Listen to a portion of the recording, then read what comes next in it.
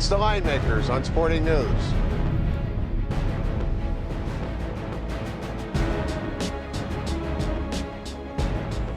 Even college basketball knows that Las Vegas is the place to be for conference tournaments. 4 of them here in Las Vegas. We're going to preview 2 of them that are remaining championship games. I'm Micah Roberts with Ricky Herron. Pac-10 championship game, Oregon Ducks against UCLA. Who would have thought we would have seen this matchup, Rick? Pac-12, but otherwise, it's okay. Yeah. UCLA and Oregon. Big thing in the game is Jordan Adams broke his foot at the end of the Arizona game tonight.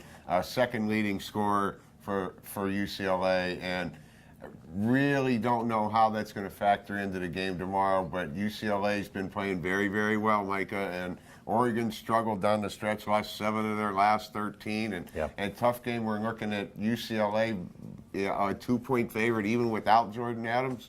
Well, yeah, we were thinking maybe he was worth about a point, so anywhere from 1.5 or so. I mean, that's a decent number. He's their second leading scorer, and he's also their best free throw shooter. 85%. Right. The thing that I like about UCLA and beyond Adams and what he's meant to the team is what they've done away from Pauley Pavilion. They've won 7 of their last 9 games. They've covered 6 of those games. They've been money, and in this tournament, they look terrific. Oh, and they beat Arizona 3 times. Yeah. So, I mean, anytime you beat a team as a quality team like Arizona 3 times, I mean, you can play. I don't know what to make out of Oregon.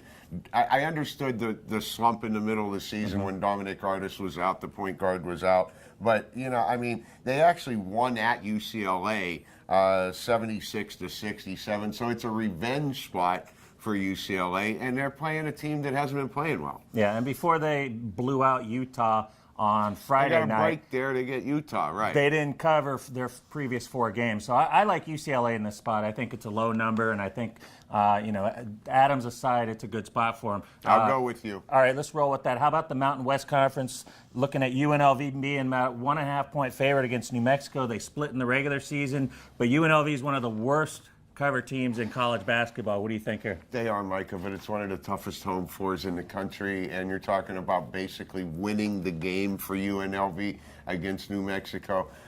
New Mexico against San Diego State tonight, we watched the game. They drained threes in a run in the second half. They only made 7 out of 19 for the game. They're not a great 3-point shooting team, but they shot it really well tonight through a 4 or 5 minute stretch. I don't look for them to shoot it that well again against UNLV tomorrow night. And anytime I can lay less than 2 with UNLV at home at Thomas and Mack, I'm going to have to like the Rebels. They've been playing better defense in the tournament. They won by 10 against Colorado State tonight. I like UNLV. I'm going to have to stay away from that myself. I like the under on the game. I think it'll be a low-scoring game like we saw the previous 2 games this year. But the Rebels' defense, I just can't trust it. I can't trust their offense. I can't trust the coach. I can't trust the hustling. It's just not the Rebels that I grew up with, and I'm not a big fan of the way they've played this season. So, a lot of New Mexico fans here at the South Point. Yes. But it will be a UNLV crowd tomorrow. Make no mistake about it. It'll be Rebels, right from the opening tip. I think New Mexico's up against it. I really do. Now on Sunday, we're going to be doing odds on all the games as the pairings are announced on CBS. It's going to be a lot of fun. Please join us. I think you'll find it interesting and maybe learn a few things and get a head start on handicapping the tournament.